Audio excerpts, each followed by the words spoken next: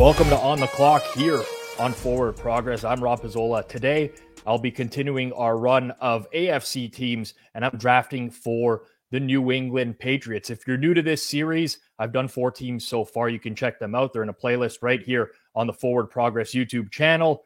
But basically what I'm going to do is put myself in the general manager's shoes. I am a pro sports bettor. I bet on the NFL for a living. I'm not a pro front office guy for a team or anything like that. But I'm going to try to identify the Patriots' weaknesses going into this year and try to improve them through the draft, which we'll do through Pro Football Focus's mock draft feature. Now, going into the year, we have to look at where the market sees the Patriots, right? I mean, this is a team that is quite a ways away from winning. That's not to say that they can't win the Super Bowl this year. We've seen crazier things happen in the NFL. But if we look at the Super Bowl odds heading into this season, only 6 teams have worse Super Bowl odds than the New England Patriots right now. That'd be the Bucs, Falcons, Titans, Colts, Texans, and Cardinals. They're 8-1 to win their own division. They have a regular season win total of 7.5. They finished last year 8-9. They would have qualified for the playoffs if they beat the Bills in the last game of the year, but they didn't. This is a team that has some good pieces, but is probably not going to win the Super Bowl or necessarily even make the playoffs through the draft this year. So we got to be smart about it. It might be a team where we try to accumulate more picks and fix some areas of weakness. What are those areas of weakness? We'll go through their roster right now. But last year, they had a top 5 defense in both EPA per play and success rate. They had a 24% pressure rate. That was 7th best in the entire league.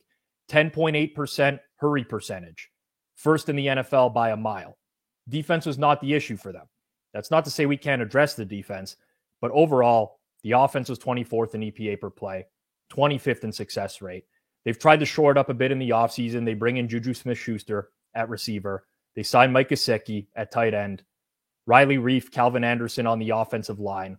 I don't know how much that moves the needle when you put that all together, but they're trying to bolster the offense. If we take a look at the roster right now, this receiving core heading into the year, as it stands right now, Devontae Parker, Kendrick Bourne, Juju Smith-Schuster.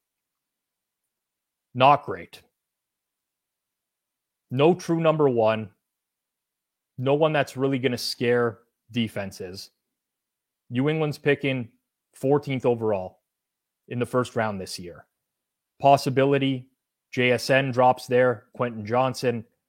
Those would be targets for sure in the first round for the New England Patriots at wide receiver. Offensive line, this one's interesting. You have Trent Brown, Riley Reiff slated to be your tackles. That would be a below average tackle tandem in the league. Cole Strange at guard. A lot of people thought that the Patriots reached for him last year in the draft. I mean, they probably did. He did not have a great rookie season, but they're not going to give up on him, having drafted him in the first round last year. So he's kind of penciled in at the guard position across Micah Onwenu on the other side. David Andrews is getting older, still very serviceable at center. No issues there. They really missed him when he was injured for a couple of games last year. But offensive line, a weak spot as well. So already wide receiver, O-line, improvements could be made across the board there. Tight end, I mentioned they bring in Mike Gesicki opposite Hunter Henry. Not going to scare defenses to death, but a couple of decent options overall there. That can split time. Here's where we get into the controversial part. Mac Jones, Bailey Zappi, your 2 quarterbacks. Now, I don't know what to make of Mac Jones. He's very polarizing. Some Patriots fans really like the guy. They want to give him a chance to succeed, see him start some more. Some people want to see Bailey Zappi get some more reps after he looked good in relief of Mac Jones at points last year. I don't know what to make of either of these guys. I just don't think New England is going to give up on either of them right away, especially Mac Jones. So my philosophy for the Patriots in this draft will be, we're not reaching for a quarterback. We're not trading up, trying to get the next quarterback for this franchise. He might be on the roster already. Do I think Mac Jones is that guy? No. But the offensive line didn't hold up last year, didn't really have a great chance to succeed, didn't have a great receiving core altogether. So there's a lot of areas that we can improve, and maybe that improves Mac Jones as well. If a quarterback falls into our laps, sure, we take him. draft a value quarterback, that works for me. But I'm not going to reach up and say, it's over for Mac Jones. That's my personal preference. Other people might approach that in a different way. In fact, let me know in the comments what you think of Mac Jones, whether or not you think he's a franchise quarterback or not. But this is what makes the Patriots draft extremely challenging for this season. On the defensive side of the ball, pretty solid. Can use some upgrades, I think, on the defensive line. But when this team moves into nickel, they're solid on the outside. Matthew Judon, Josh Uche on the other side. Jawan Bentley, solid middle linebacker. Christian Barmore's there on the defensive line. Front seven doesn't need a whole lot of improvement. It's not to say that we wouldn't draft a defensive tackle, potentially another edge rusher. You can never have too many edge rushers. But this is the strength of the team. At corner, they re-sign Jonathan Jones. That's great. Now, I see right now we have Jalen Mills listed as a safety. He played a lot of wide corner last year, 384 snaps, and he was a disaster. Corner is an issue for the team. I know it didn't really manifest itself last year because the Patriots, like I mentioned earlier, top 5 in a lot of defensive metrics. That was because their front seven performed very well and harassed other quarterbacks. They have good safety play. Don't get me wrong. I don't want to trash a bunch of corners, but definitely could use an upgrade at corner. So I think very clearly for me, areas I'm going to try to address are offensive line, wide receiver, cornerback. That doesn't mean those are the only positions I'll try to address. Sometimes you get value players that just kind of fall into your lap, and you do what you do. If a value player falls into your lap and you just take them. I mean, he's an asset regardless. You can trade that player down the road. There's a lot of things that you can do if you just end up with a good player. And in some cases, it's completely fine. I mean, we could potentially take a defensive end first with the New England Patriots. And sure, it's not a position of need, but that just makes them so much harder to go up against overall. So let's get this started. We'll do the NFL draft here. I'm going to select the New England Patriots, 14th overall in the first round. Do it the exact same way that I've done previous ones as well. All 7 rounds. Keep the Pro Football Focus random settings. We'll start on really slow to see the teams picking right off the top, and then we'll go from there. Now, I'm not a huge fan of trading up in general. The bust rate, especially in the first round, is so high in the NFL that it's very rare that teams trade up and get the best of the deal.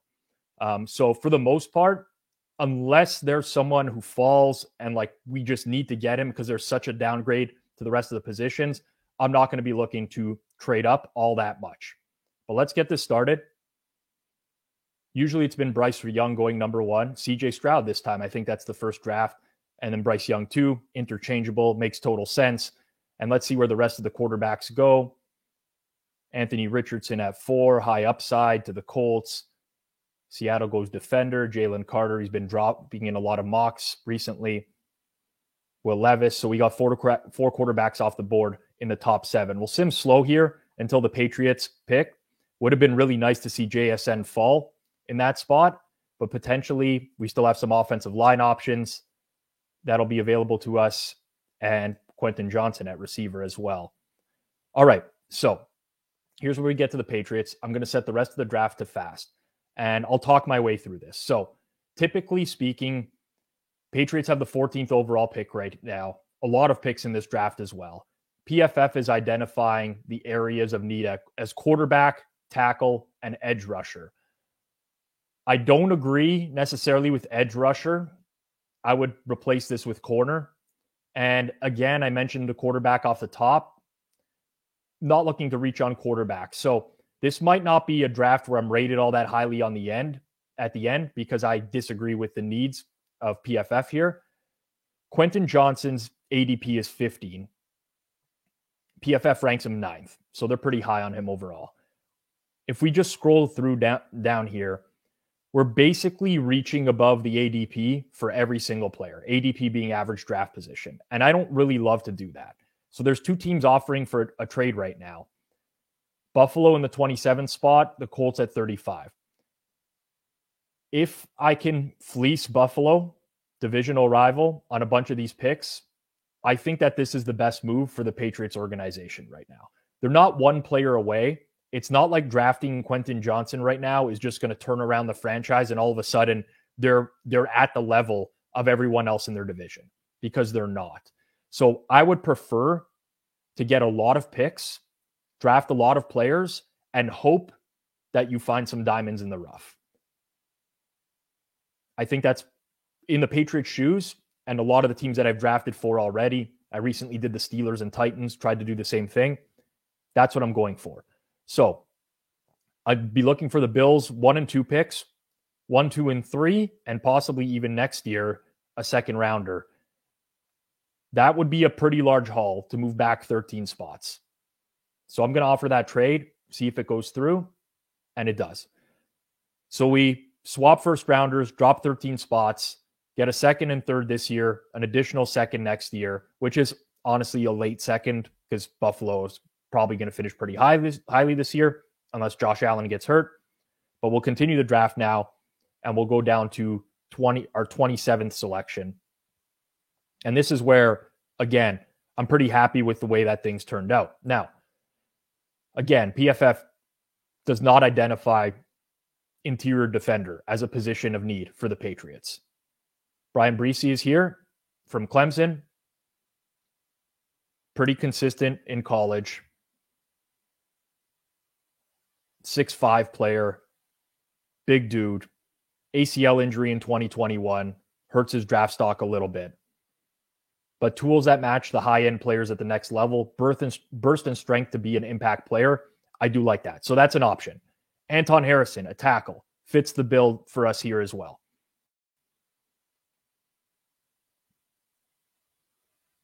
Has tight end-like feet and movement skills.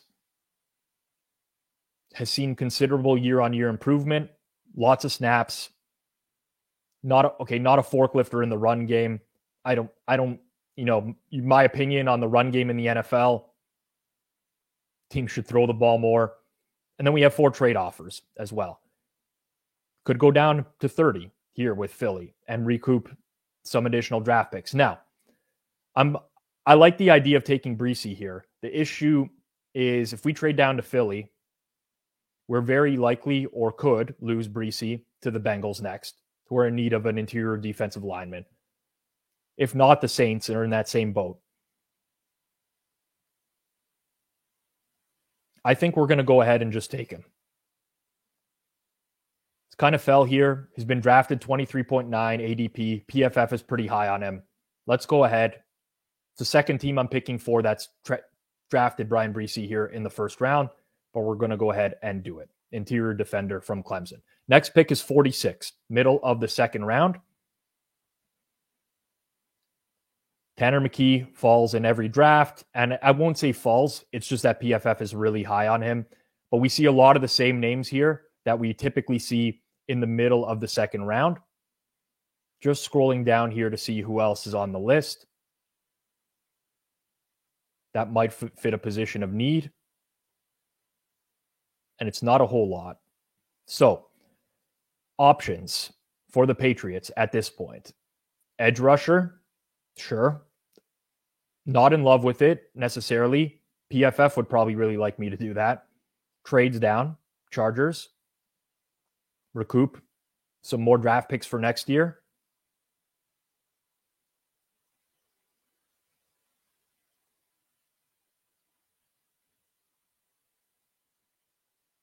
Let's try to really fleece the Chargers and see what happens. They don't go for it. Okay. I want to make it worthwhile for us here to drop these 8 spots, but there's not really a player on the board that makes sense for us right now. Chargers driving a hard bargain at the moment, and they don't seem to want to be all that interested. We could go Cleveland at 74. Now, this would almost certainly, we'd be looking to take draft picks from them next year, a second rounder. Let's see if this goes through. And it did. So we're giving up our pick here to the Cleveland Browns, and dropping down to 59, our next pick. But again, just accruing draft capital. So we're at 59. McKee and Dell both fit the billing in terms of PFF likes them a lot. I don't like their ADP right here. Think it would be a bit of a reach if we're trying to draft them. Now, Matthew Bergeron is a solid option. We definitely need tackle help. Matthew Bergeron has been available in this spot to other teams as well that I've mock drafted for. Terrific at passing off stunts and slacks, quick processor, tons of experience at both tackle positions. I think this is a great fit for the Patriots. Keep looking here to see if there's anyone else that stands out. Julius Brents could be an option at corner. We do need some corner help. But at this moment, I like the idea of going with the tackle, Matthew Bergeron, and hoping that corners are available to us later. Matthew Bergeron, drafted by the Patriots at 59. So we're going down to round 3, pick 74 and 76. McKee's still here. Very much an option. And now we have lots of options that really fit what we want to do. Receiver, corner, quarterback. Going further down.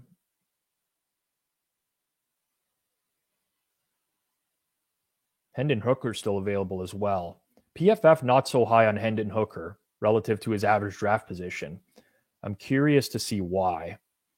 I personally think, his age, he's 25. I get it. Shades of Quincy Carter. I'm a Dallas Cowboys fan. You see the Cowboys behind me. That's a little bit scary as well. But overall, could be worth a pick. All right. So here's what we got here. We got 3 players that we could take.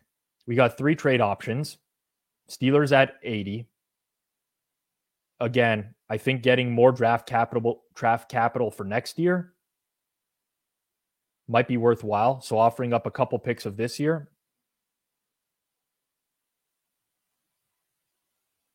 And seeing what we could get just to drop back 6 spots. Steelers didn't go for it. That round 3 would really be nice. 2 round 4s next couple years and drop back 6 spots. There we go. And neither of the players we were looking at gets taken. So we're now at 76 and then we have 80. Based off of how these drafts tend to play out, I'd like to go receiver here. Now let's filter by these positions. Quarterback, if we don't take McKee, it's Hendon Hooker at some point, which honestly I don't mind at all. If we go wide receiver and don't take Dell, Michael Wilson, next best available on the board, don't mind that either. And corner, we don't have too steep of a drop-off. So it's not like we need to go any of these guys right now because there's a massive positional drop-off at any point. With that said, I'm less inclined to go quarterback because we still have 2 young quarterbacks in the system.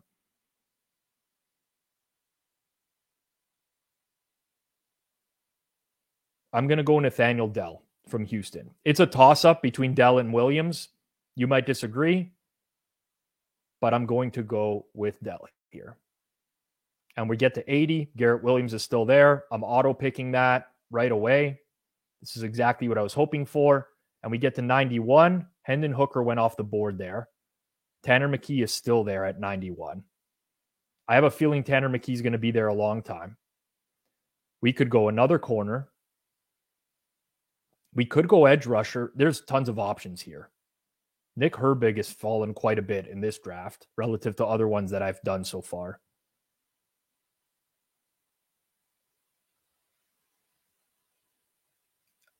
I don't mind this. Again, not a positional need per se, in my opinion. Hasn't played a ton of man coverage over his career. Has a ton of ways to defeat blocks. This turns New England into a scary defense if they add another great pass rusher. I'm going to go Herbig here. And we'll drop down to 107. Okay. Now we have a decision to make. Like Tanner McKee now is dropped. He drops in a lot of these drafts. I think it's just the positional need for quarterback, and the teams that do need quarterback are addressing it early. But now we're getting to the point where it looks super valuable. Could he make it to 117? It's a gamble. Parker Washington is out here, wide receiver from Penn State, which I think would be a great pick for the Patriots as well. Can make plays over the middle of the field, fights through contact to stay on his route. Not the greatest athlete, and didn't feature a ton in Penn State's offense. I'm not super keen on the quarterback route. I'm really not. I'm going to go a little bit off the board, but I think still positional value. I'm going Parker Washington here. I want to give these two young quarterbacks the best chance to succeed and really figure out what the Patriots have at the QB position. I mean, if he makes, there goes McKee, 113th to the Falcons. So didn't make it, but not a huge deal, in my opinion. 117th here. Positional value with Tyjae Spears, running back. I'm not a huge fan of running backs. Ivan Pace Jr., same thing. JL Skinner, ADP, and PFF rank both make a whole lot of sense to me. I'm getting to the point here now where I'm not so concerned about positional value or like filling our needs. It's more so like, let's take the best players available. And we're in round 4. I don't mind punting on a running back in round 4 here who has these types of overall grades in college, which are outstanding. So let's go. Running back. Down to 126th. See who's available to us here. Not a whole lot in terms of positional or like, draft value, so to speak. Could go another edge rusher. I don't hate it. I've talked about this before. You can never have too many edge rushers. Move them around on the line of scrimmage. Give other guys a rest. Plays a lot outside tackle. Let's go. Let's do it. Clemson Tigers, KJ Henry. We really have done well in terms of stockpiling picks.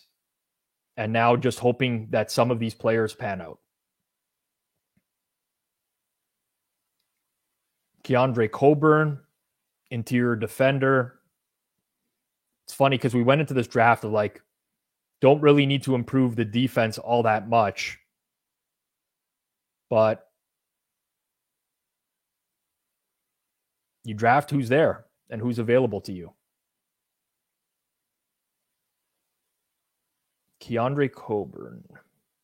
Short arms, less than ideal. Okay. I mean, nose tackle build, though. This is what I like. 340 pounds with ease. Let's do it. Like this for the Patriots. Good fit. And now we're going to have a pretty steep drop-off in terms of waiting for teams to pick here. We're going another 35 or so picks. Plowing through.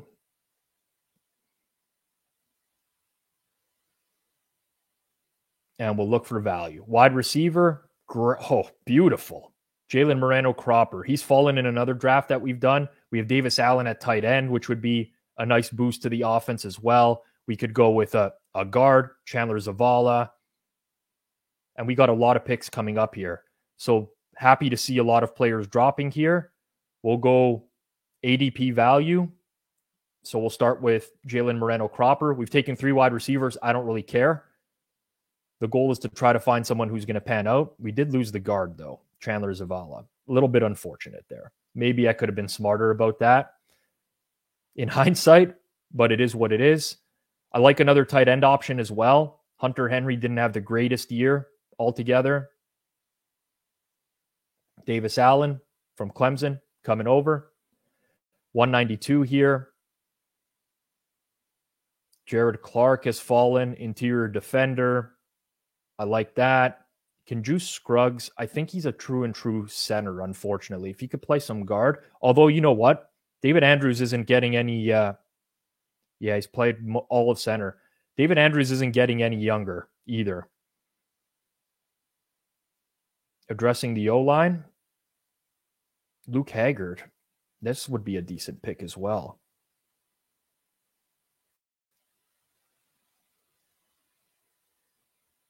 Played all of left tackle in college. All right, let's go Luke Haggard here. I like that. And then we'll have our final pick at 210. See who's available. And let PFF rate our draft. Juice Scruggs is still there. Leaning towards him right now.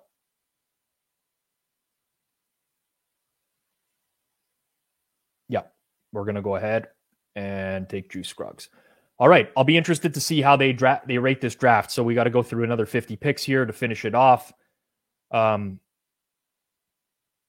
didn't tackle their need of quarterback, which in my opinion is not a true need. It's a nice to have.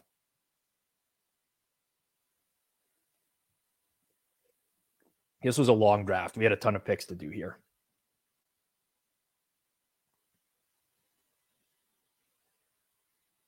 It's going to take a while to grade this one, I think. All right, here we go. Not a huge fan of Breesy. Well, B+. Good rating. But most of the other picks that we've been hitting on have been A's in the first round. Again, I think this is a disagreement on the interior defender. But scrolling down, was there anything that they vehemently disagreed with? They did not like Keandre Coburn here. But overall, an A+. 5 drafts, 3 A+, 2 A's. Continuing to put in work. If an NFL front office wants to hire me, I'm out here. I'm available to be hired. New England Patriots fans, let me know how you think I did. If you would have done something completely different, let me know in the comments. If you do enjoy these videos, please smash that like button. It does help people find them here on YouTube. Also, if you're not subscribed to Forward Progress, make sure you do subscribe. Hit that bell button for notifications. One of these is coming out every day for a different team in the NFL. We'll get through every single one of them leading up to draft day. And we're going to get some guests in here as well to draft for their favorite teams as we get closer to the draft. This has been the New England Patriots on the clock here on Forward Progress, a part of the Hammer Betting Network. I'll catch everyone tomorrow. Peace.